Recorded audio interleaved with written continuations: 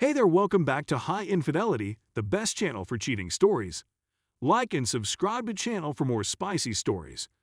Now, let's get into today's story video. My female 22, boyfriend, male 31, of 3 years won't stop using dating apps. I think it's time for me to leave. In our 3 years together, my boyfriend has gone on and off Tinder on and off. I've made it very plain that it worries me, but he has always excused it by saying he's just looking for an ego boost. Several months ago, we had a major disagreement about it during which I threatened to leave, and I honestly felt that was the end of it. But it wasn't. It's a little naive, to be honest. I should also say that his ex-girlfriend ended her relationship with him for the same reason. I feel like a complete stupid for believing that he would ever change. Upon awakening this morning, I realized that he had been using my phone and that his email account was still active. In the course of investigating, I discovered that he'd gotten an email from an app called Hinge, which, to give you an idea of the kind of software, described itself as the app that was created to be deleted. Great.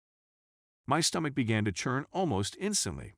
I joined up for the site using his phone number, and he's posted profile photos of himself that I've taken when we've been out on dates. He describes his ideal match as follows: if you like Chinese food and have a dog, if you're silly and comfortable with your surroundings, and if you're willing to overshare. As part of his request, he has also indicated that he only wants to be partnered with Hindus or Muslims. I'm a white British male of European descent. I had a nagging feeling that something wasn't quite right with him the other day, but I couldn't put my finger on it. He was acting oddly, and it was making me anxious. He had the nerve to tell me that I was probably just going through a hormonal phase. The worst part is his reaction to everything. He heard me sobbing and sounded concerned, and then he saw me holding his phone, at which point he just took it away from me and went back to bed. The last time I heard from him was about an hour ago, and the only interaction I've had with him since then has been him asking me to open the bathroom door, not to check on me, but because he needed to go to the bathroom. At this point, it seems that this post is a hoax. The fact that he's on this thing has plainly damaged me, but what has taken me by surprise more than anything is his total lack of guilt or response to my fury. What can I do? I'm so upset, and there's nothing I can do about it. I'm so embarrassed by the situation that I don't want to tell my family or friends about how he's treated me, and I can't even talk to him about it, since he's refusing to address whatever is wrong and he's still asleep. I'm completely at a loss on what to do. He's ruined my self-esteem to the point that I'm certain I won't be able to function without him, but I know I won't be able to. Should I even bother trying to communicate with him, or should I just walk away? All of the images were captured on screen, and I was on the verge of sending them to his family when I changed my mind. The fact is that if I just go, he will not be subjected to any consequences. The opportunity to go on random dates without feeling bad is exactly what he desires. It just seems so unfair that I'm the one who has to deal with grief while he gets to go out and have a good time. I'm well aware that the vast majority of comments will urge me to leave, and I'm not going to argue with you on that point.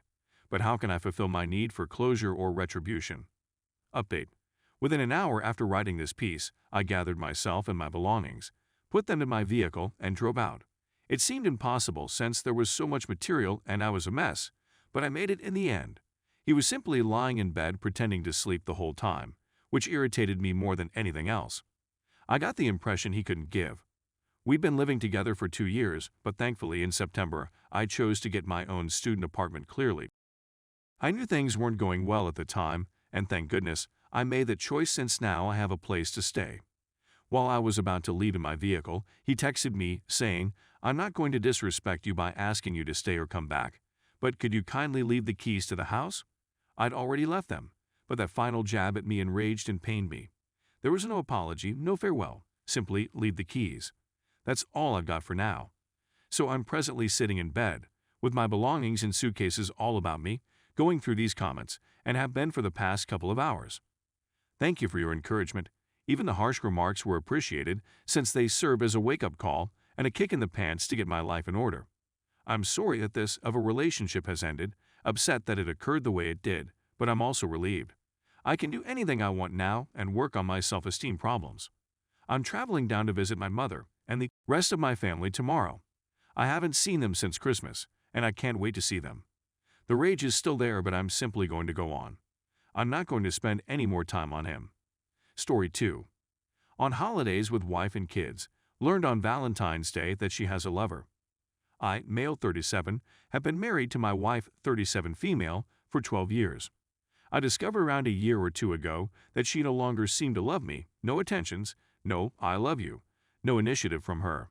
She also spends a lot of time on her phone and conceals it whenever I approach her. I saw a glimpse of hearts on WhatsApp yesterday.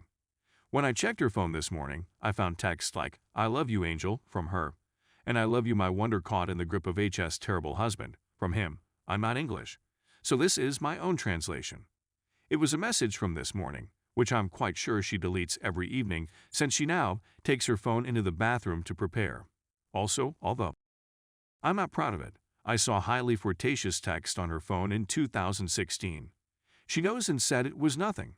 We are now on winter vacation in a modest condo with our 2 daughters, 6M, 9M.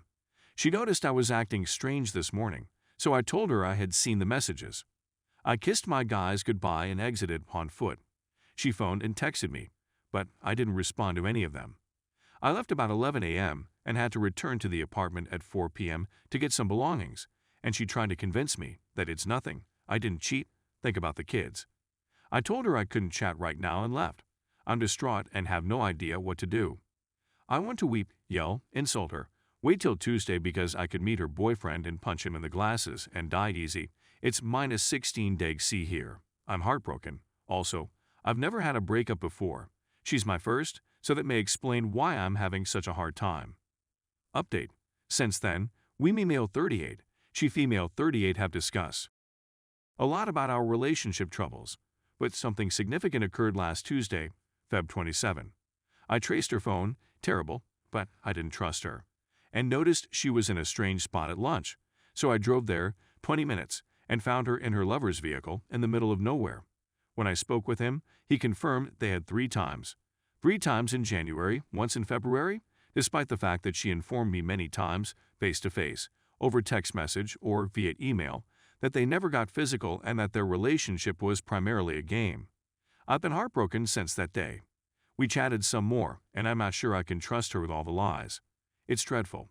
She said that she needs some time to decide if she can love me again. However, I know she still loves her partner, and I believe the shock of my discovery should be enough to make her realize whether she genuinely loves me. She claims to care about me, but it's not the same as it was years ago.